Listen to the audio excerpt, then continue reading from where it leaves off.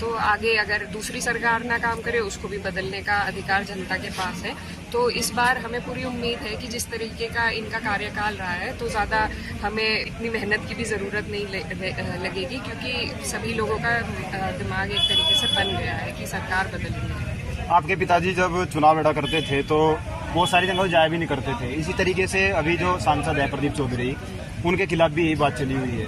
अब मैं आता हूँ बात को घुमा फिरा के, नूह की घटना और ये जो खुब्बा और खुब्बापुर वाली घटना है, इनको भी उसी तरीके से उसी एंगल पर मोड़ा जा रहा है कि सरकार जब 2013 में झगड़ा हुआ, अखिलेश यादव की सरकार थी और झगड़ा कराया भारतीय जनता पार्टी ने।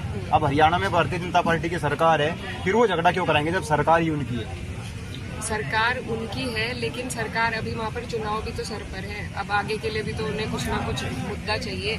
और जिस तरीके की वहाँ हिंसा हुई, अगर सरकार मोनू आनेसर को पकड़ लेती तो मुझे नहीं लगता ये हिंसा यहाँ तक पहुँचती। तो इसमें सरकार का हाथ रहा है। इस तरीके से एक आदमी वीडियो बना के डाल रहा है कि सरकार इतनी कमज़ोर है कि आज तक उसे पकड़ नहीं पाई है।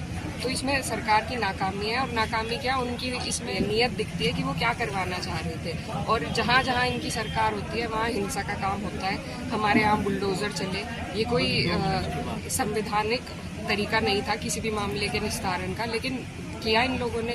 इनकी मनमानी चल रही है और ज़्यादा दिन नहीं चलेगी। तो मैं बस यही कहना चाहती हूँ, नूह के उसमें जो हमारे समाज के लोग हैं, खासकर जाट समाज के जो लोग हैं, उनका बहुत बड़ा योगदान रहा कि वो हिंसा इतनी नहीं बढ़ पाई जितना उसे बढ़ाने की इन लोगों ने कोशिश की थी। तो उनका मैं धन्यवाद देना चाहूँगी। और इसमें बहुत बड़ा हाथ हमारे किसानों का रहा है कि जो एक सामाजिक ताना बाना है जिसको भाजपा ने तोड़ा था, उसको वापस जोड़ने का काम हमारे किसान भाई कर रहे हैं। चाहे वो जाट समाज के हो, मुसलमान हो, गुज्जर हो, सभी लोग मिलजुल कर इसको बनाने की कोशिश कर रहे हैं। और मुझे लगता है ये एकता जो बनती नज़र आ रही है, इसी से अब सरकार बौखला गई है और उनके पास सिर्फ नफरत फैलाने का ही एक एजेंडा है। उसी को दोबारा उपयोग हरियाणा में किया और अब कहीं ना कहीं शायद देश के स्तर पर भी करेंगे। जब भी कोई घटना होती है हिंदू मुस्लिम की, वहाँ पे या तो जाटों को याद किया जाता है, गुजरों को याद किया जाता है। इसके पीछे क्या कारण है? मैंने आपके भाई का वीडियो देखा है नाइजेशन का, वो भी कह रहे हैं कि गुज्जर हैं, ये तो अंग्रेजों के सामने नहीं झुके। यही बात जाटों के लिए, वो भी कहते हैं तो अंग्रेजों के सामने नहीं झुके। ये दोनों को क्यों याद किया जाता है ज़्यादा हर लड़ाई में?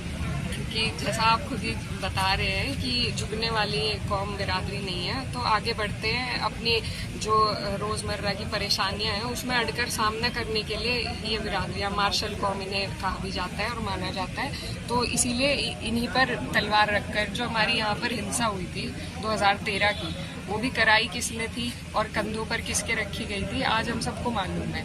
तो एक को निशाना बनाया जाता है और दूसरे से काम कराया जाता है। अक्सर ये भाजपा की नीति रही है, लेकिन अब हम सब समझ गए हैं। अब इनके बहकावे में कोई नहीं आएगा। अब सब इकट्ठा होकर इन्हीं से लड़ाई लड़ने का काम करें। 2024 के लोकसभा चुनाव में अभी एक तरफ मनीष चौहान लगे हुए हैं, दूसरी तरफ प्रदीप चौधरी सिटिंग MP हैं। किसके साथ चाहेंगे आपका मुकाबला हो? क्योंकि आप तो बिल्कुल श्योर हो चुकी हैं, मुझे ऐसा लगता है, और जो आपके समर्थक हैं उससे भी लगता है कि आप श्योर है कहीं ना कहीं टिकट आपका ही होगा। हालांकि बहुत सारे लोग लाइन में हैं, लेकिन मैं जब फील्ड में जाता हूँ ज़्यादातर आपकी चर्चा सुनाई देती है। कल मैं बागपत में, वहाँ भी आप ही की चर्चा थी। और अब आपको क्या लगता है किससे चाहेंगे आपका मुकाबला उससे हो, ताकि फाइट का मजा भी आए? देखिए, अभी तय नहीं हुआ है कुछ भी। हम लोग दावेदारी में भी हैं और लगातार फील्ड में भी हैं। और ऐसा नहीं है कि अगर टिकट अल्लाह ना करे ना हुआ तो फिर हम विरोध करेंगे। जो भी चुनाव लड़ेगा उसको समर्थन देंगे, उसको चुनाव लड़ाने का काम करेंगे। क्योंकि हमें अपनी दृष्टि को दूर की रखनी है कि हमें देश के लिए सोचना है पहले, अपनी बात बाद में है। तो पहले हमें अपने गठबंधन को जिताने का काम करना है, यहाँ भाजपा को रोकने का काम कर रहा है। बाकी जो हमारे दोनों सभी गठबंधन के जो नेता हैं, अब गठबंधन हमारा बड़ा हो गया है, तो वो लोग जो भी निर्णय लेंगे, जिसको जिम्मेदारी देंगे, उसके साथ सब वफादारी से रहेंगे। और रही बात भाजपा की, तो हमें कोई आपत्ति नहीं, उनका कोई भी कैंडिडेट हो, उनकी नीतियां ही उनको हराने का काम करेंगी। और हमारी लड़ाई कभी प्रत्याशी से नहीं रहती है, ये तो भाजपा से रहती है। और भाजपा वाले भी खुद यही बात कहते हैं कि यहाँ तो हम आखिरी मोमेंट पर किसी को भी बदल देंगे, किसी का भी पर्चा करवा देंगे। तो वही बात है, यहाँ लड़ाई सीधी सीधी भाजपा से है, उनकी नीतियों से है। प्रत्याशी कोई भी आए, लड़ाई वैसी ही रहेगी। चर्चा ये चल गई है कि जैसे हुकम सिंह जी और बाबू हुकम सिंह जी और मनोहर हसन जी करते थे आपस में कि बाबा जी आप विधानसभा लड़ लो, मैं लोकसभा लड़ लूंगा। अब चर्चा ये चल गई है कि एकरा हसन और मरगांका सिंह यही चाहती हैं कि हम विधायक हैं, आप MP बन जाओ। जी, ऐसी कोई बात नहीं है।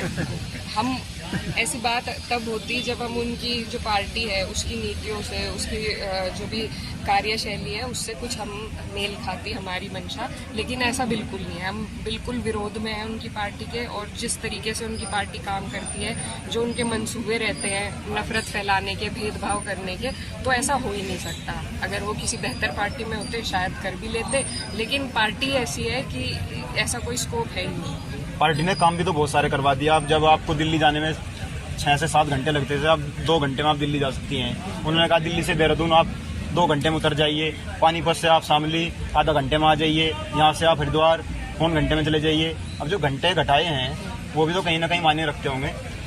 देखिए, सरकार, हर सरकार का काम करने का वो रहता है। ये कोई अपने घर से पैसे नहीं लगा रहे, आपके हमारे ही पैसे हैं जो लगा रहे हैं। ऐसा नहीं हो सकता कि सबसे स्टैचू बना दिए जाए। कुछ काम तो इन्हें भी दिखाना पड़ेगा, और हम इसका कोई एहसान नहीं मानते हैं। ये तो हर सरकार का फर्ज है।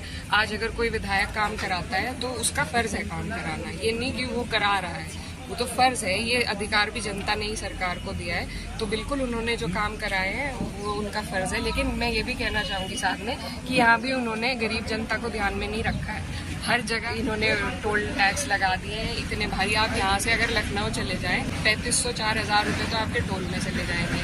अब कोई आदमी अगर यहाँ से वहाँ तक जाना चाहे, पहले पेट्रोल का खर्चा, पेट्रोल कितना महंगा कर दिया है, ऊपर से टोल टैक्स, तो ऐसा नहीं है। सारी चीजें सुंदर नहीं है। मेंटेनेंस भी तो बहुत ज्यादा लगता था ना उस समय में गाड़ी में। जब गाड़ी टूट जाती थी या कोई नीचे से टूट गई तो उससे डबल खर्चा जाता था। शीशे कई बार मैंने देखे, बहुत सारे लोगों के शीशे तिड़क गए पत्थर लग के।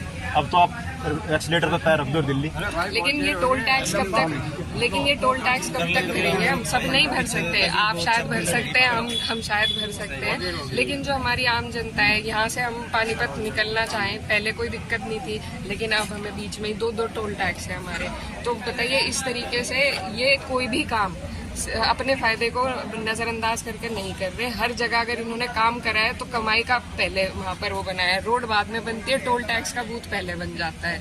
तो ऐसा नहीं है कि इन्होंने सिर्फ काम करे हैं, कमाई का साधन अपना पहले इन्होंने लगाया है, बाकी बाद में कुछ तो करेगा ही आदमी।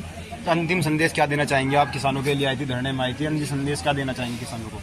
देखिए, बहुत हमें दुख होता है कि इस तरह की हालात में हमें आना पड़ता है, और मैं हिम्मत मानती हूँ और इनकी हिम्मत को सलाम करती हूँ कि हर बार अपने अधिकार के लिए इन्हें बैठना पड़ता है। लेकिन क्या करें, समस्या सरकार ने ऐसी हमारे ऊपर लाद दी है कि हमें यही करना पड़ता है। तो हम दिलो जान से इनके साथ हैं। जब तक ये धरना चलाना चाहे, जब तक कोई सम्मानजनक हमें नील प्रशासन से आश्वासन न मिले, तब तक हम इनके साथ हैं, खड़े रहेंगे मजबूती से। जब भी आने का मौका लगेगा तो ज़रूर बीच में आकर इनका हौसला बढ़ाने का और इनसे प्रेरणा लेने का और सीख